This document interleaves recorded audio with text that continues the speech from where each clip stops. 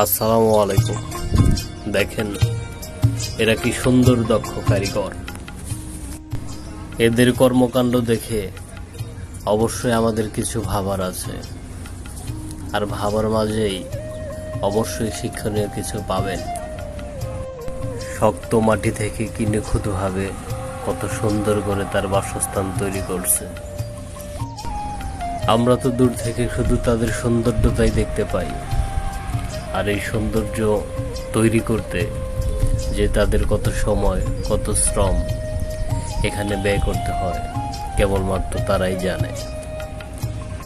আমার নিজ চোখে দেখা সেই 3 কিলোমিটার দূর থেকে শক্ত মাটি নিয়ে আসে, সেই মাটিটাকে গোল করে তার মুখের থুতু নাকি এক জাতীয় পানি দিয়ে এঁটেল করে নেয়, কাদা করে নেয়, কাদা করে গোল করে সে আবার নিয়ে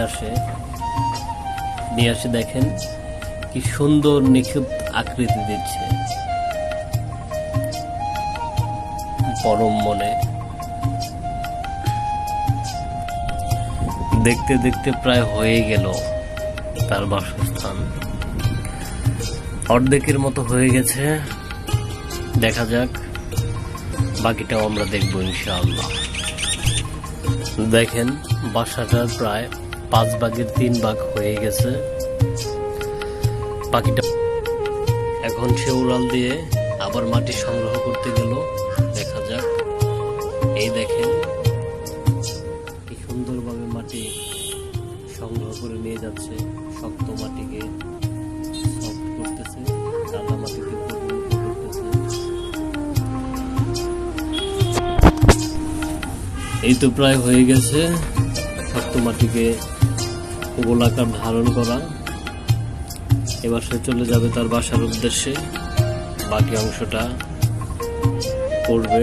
এই পর্যন্ত করেছে, অবশ্যই সে আসবে। আমরা দেখেন সর্বশেষ তার বাসাটা সম্পন্ন হয়ে গেল। আলহামদুলিল্লাহ, কত সুন্দর। দেখেন এই বাসার ভিতরে একটা পোকা জাতীয় কিছু, অর্থাৎ তার খাবার সংগ্রহ করেও রেখেছে, দেখা যাচ্ছে। দেখেন এটা হলো খাবার, এক ধরনের উল পোকার মতো। যাই হোক, আলহামদুলিল্লাহ সকল কিছুর জন্য।